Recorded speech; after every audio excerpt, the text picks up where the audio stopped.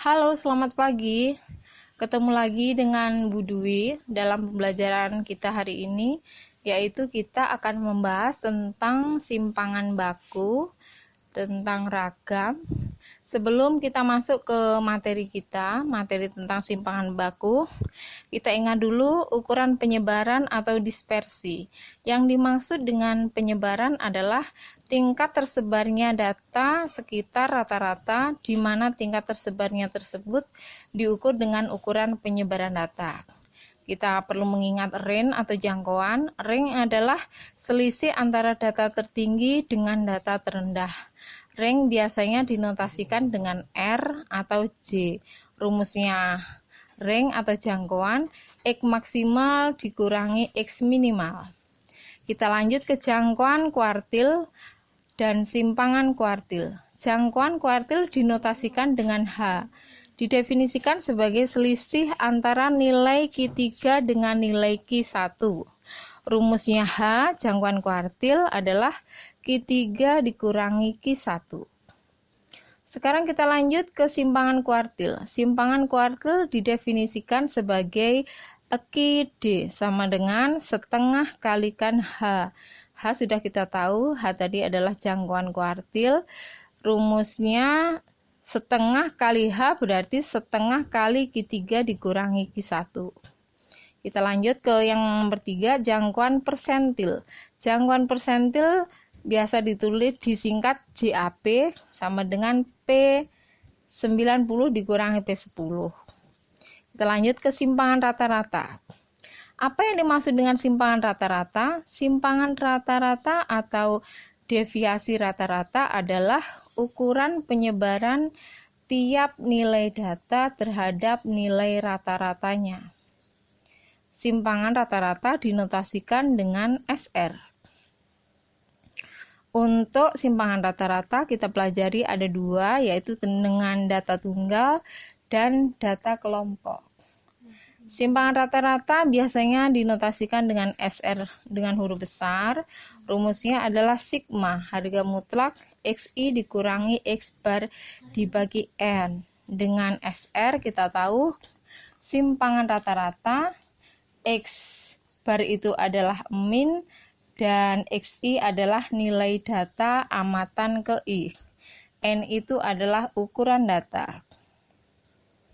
Untuk data kelompok, SR rumusnya adalah sigma FI dikali akar XI dikurangi X bar dibagi sigma FI. Kita sudah tahu rumusnya. Kita sudah tahu keterangannya. SR itu adalah simpangan rata-rata, X bar itu sama dengan min, XI itu titik tengah kelas interval ke I, FI itu adalah frekuensi dari kelas interval ke I. Sekarang kita lanjut ke simpangan baku. Simpangan baku kita bahas hari ini. 1. Pengertian dan rumusnya. Yang kedua, contoh soalnya.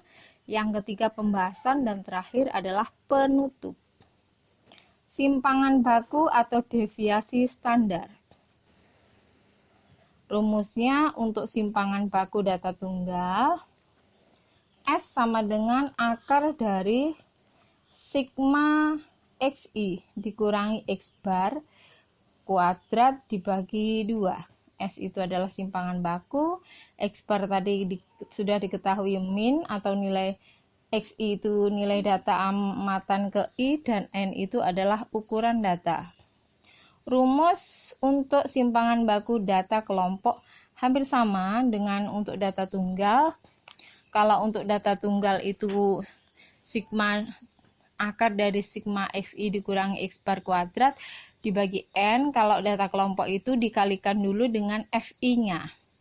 Sebelum kita lanjut ke materi berikutnya,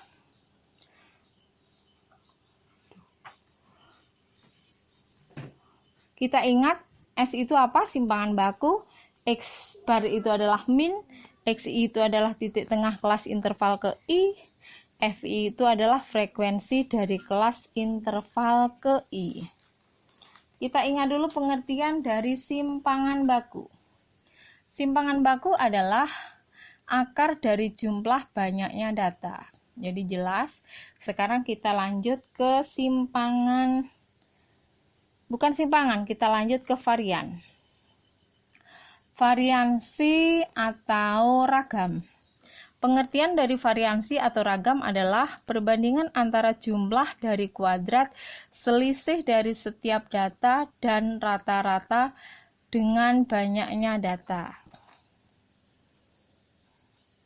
Ragam atau variansi ada dua, untuk data tunggal dengan data kelompok.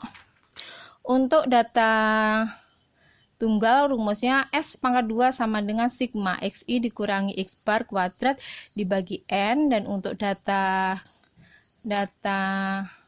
kelompok S⁻² sama dengan sigma FI XI dikurangi X bar pangkat 2 dibagi XI.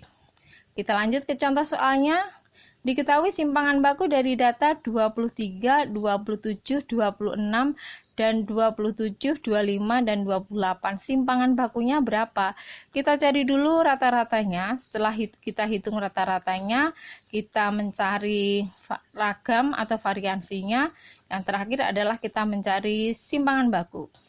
Rata-ratanya kita temukan hasilnya adalah 26, dan untuk